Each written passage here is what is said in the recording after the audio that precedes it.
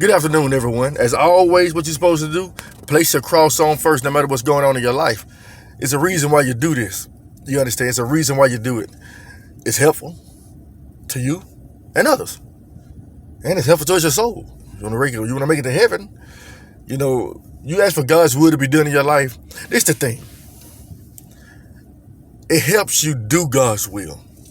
Placing your cross on first. Letting God use you. That's the only way you're going to make it. Our Father, which art in heaven, hallowed be thy name.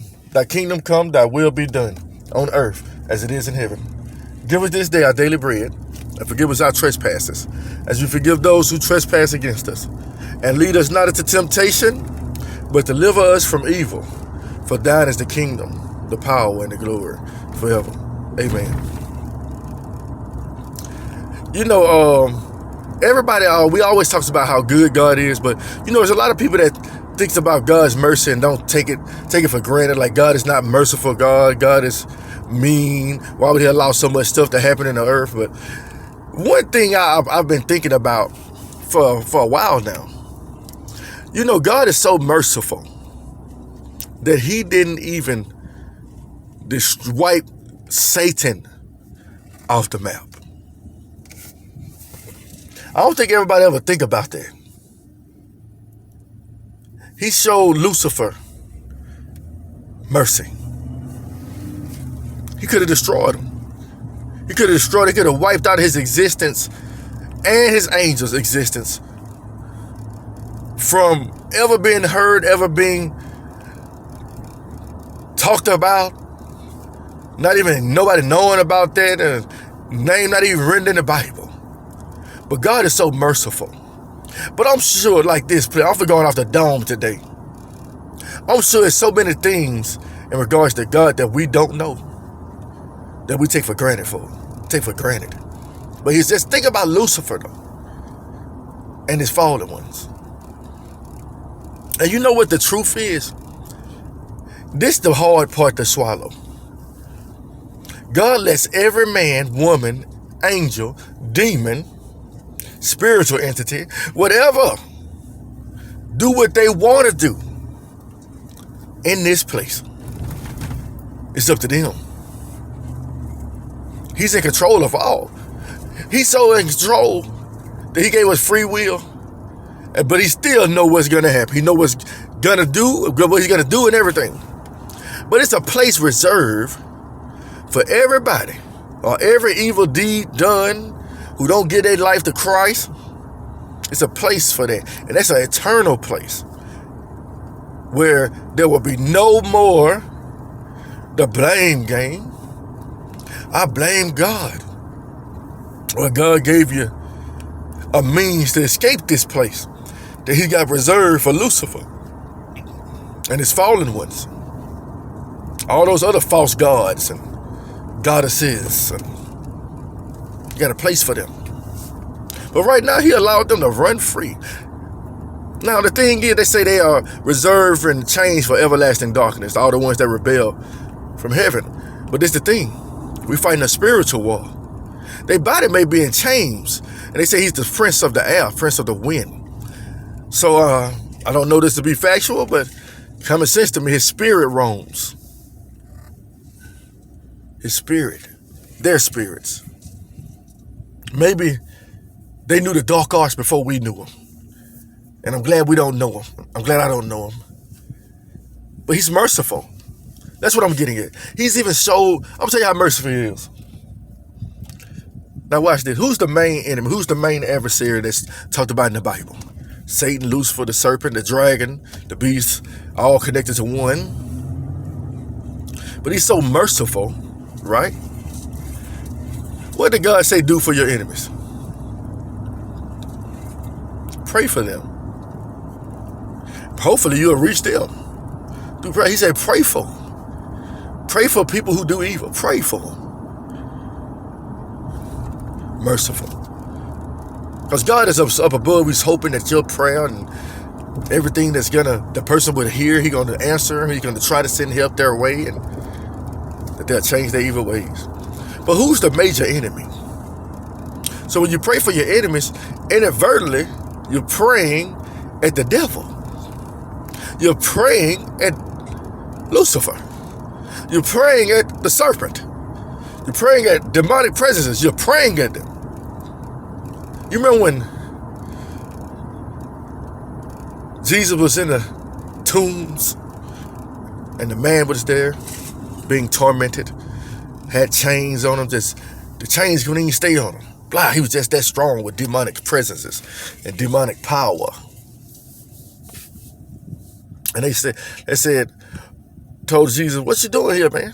You here to torment us before time? They know they got a time. They know right now they free to roam and possess whoever they want.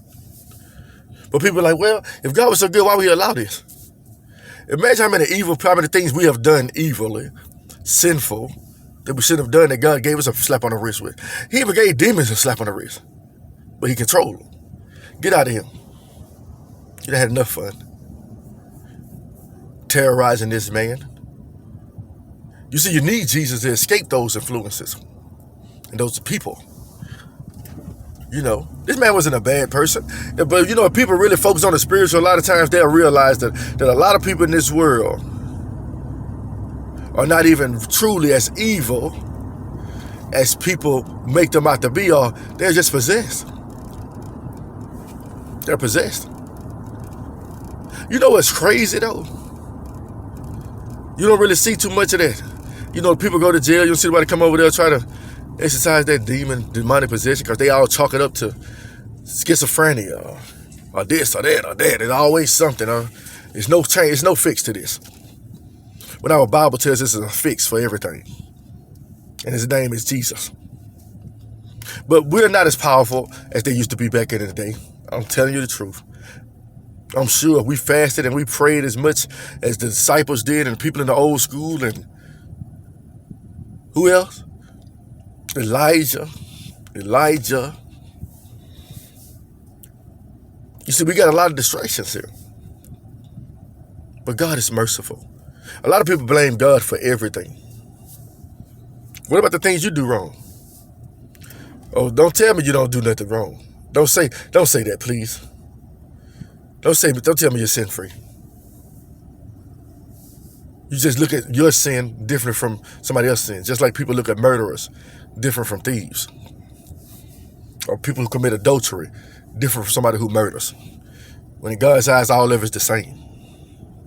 So don't look here. Don't sit here and act like you holier than thou. Cast the first stone. Those who have not sinned. We all have sinned and fall short of the glory of God. But in the garden, he could have destroyed that serpent, but he loves his creation. You don't think, a lot of people probably be like, God hates Satan. I don't think so. God doesn't hate anything he created. They hate him. And hating him leads to their punishment. Does it make sense? God created the angels. Why would he hate them?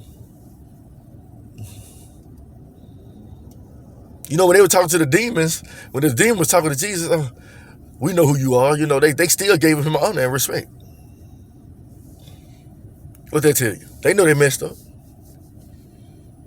They did. Just like people these days know, somewhat. But he's merciful. We just don't appreciate him. You know, and I know it feels crazy. Like, why would our God, let Lucifer run loose? Don't he let a lot of people run? Don't he let you run loose? Oh, I ain't nowhere near the devil. But you sin. He still let you run loose. He give you a chance too. The same chance he's giving Lucifer. Lucifer is just a spiritual entity. You know, he said, fear not man that can destroy the body and the flesh. Fear him that can destroy both mind or spirit and body and soul in hell. Where will your soul and body be fully destroyed? Where would it be destroyed? And the thing is, it's not even destroyed there. It's just continual weeping and gnashing of teeth and burning. outside of the kingdom. Everybody who didn't live and embrace him then, I don't even think it's going to be good. Most people look at it like the movies. Lucifer reigning on his throne down there in hell, burning up. Just happy I just go lucky. Happy to be living a regular life over the people that rebelled against God. I don't know if it's going to be like that, but that really don't make sense. If it's a punishment, they all going to be punished. Whoever goes to hell. That includes Lucifer and his angels and demons and everything else in the spiritual realm that's evil and against God are going to burn there for eternity. Even God is so merciful, but you're going to feel a lot of pain. And I'm saying people will feel a lot of pain, those who make it there, for eternity. And the difference nobody ever truly dies. Do you know that? Oh, you think reincarnation, you're going to come back in another world? You understand? You only get one chance to get it right. Satan had one chance. The fallen angels had one chance. But he already judged them. He's already judged. But still, ain't that mercy? You know, God's mercy is better than the mercy of this world. Way better.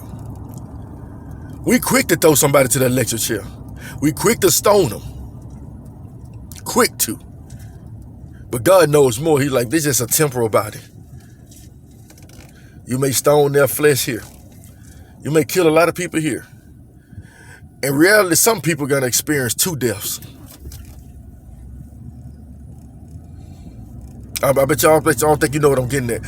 I bet a lot of people in this world are going to experience 2 deaths. The first death when you go to rest on this earth. And then you wake up and then you're killed constantly in the flames. 2 deaths. That's horrible. Now you can get down there, whoever's there can curse God all they want. Because most likely they cursed them or turned their back on them here for them to experience the second death. That's everlasting death. Just pain and torment. Ooh. I don't want no part of that place. I don't. Because God's mercy ran out when you reach there. No more light there. No more nothing good. So what you think in regards to looking at these different parables and stuff like that, why do you think the man, Lazarus, who passed by Lazarus, was like, let me go back? You see, this was a story Jesus was telling. He's not actually saying it actually happened. He was using it as an example. It was a rich man that passed by and wanted some water. They wanted to help the poor man. The poor man died and he went to heaven. And the poor man died, he went to hell. The rich man died, he went to hell. And he was trying to warn his brothers that place was so horrible that he wanted to get back up there and tell his brothers about it. Make sure they don't come to this place. Or you think hell going to be like the cartoons and the movies? You ever watched a movie called Hellraiser? That's a movie that frightens me today. It's like I could never watch it when I was young for real, like frontwards to backwards. It just scared the living hell out of me. It scared me. It scares me now because it's no letting up with Pinhead. It's constant torture. It's not like Freddy Krueger, a joke with you. I got you now. Play with you a little while. Nah, there'll be no jokes there. There will be no more laughing. There will be just torment. Constant point of no return. You see, he defeated them before. You really think anybody finna break loose from hell, which God had designed. God designed it. He designed it for punishment, like for an everlasting punishment for anybody who didn't believe in his son, didn't live right according to how he want them to live. It's like the perfect prison for all evil. So the only chance you get a chance to experience God's mercy, if you live right for him now, you get to experience his mercy. But everybody gets to experience God's mercy. You got to think about it. When Lucifer rebelled, you think it happened overnight. You think it was just like, God wasn't sitting there like, what is this fool doing? Lucifer got to be out of his mind. All this I gave him, and he's rebelling against me. I'm going to let this play out. Oh, Lord. God can't even say, oh, Lord. It's just like, oh, me. He can't even say that. He just sitting there like, oh, man. Another one.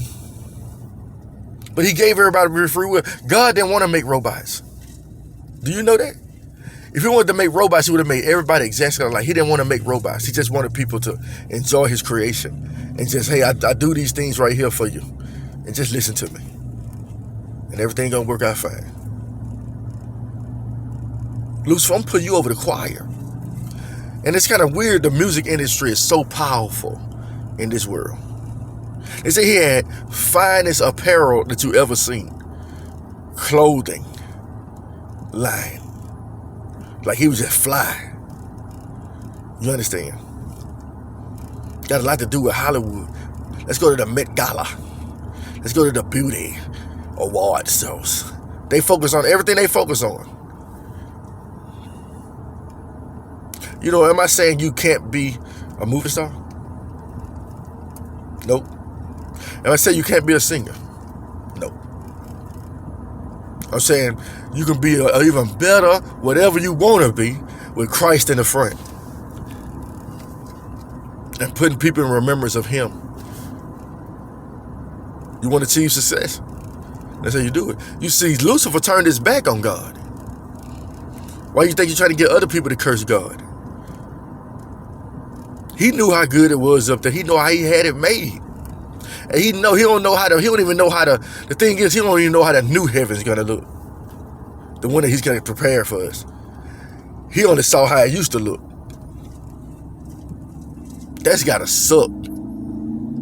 To be at a place that you once beheld the glory of God and then be cast out to everlasting darkness. The fall from grace. You see, they try to make it like people who love the angels and try to denounce God and stuff. Let me pause and I'll come back.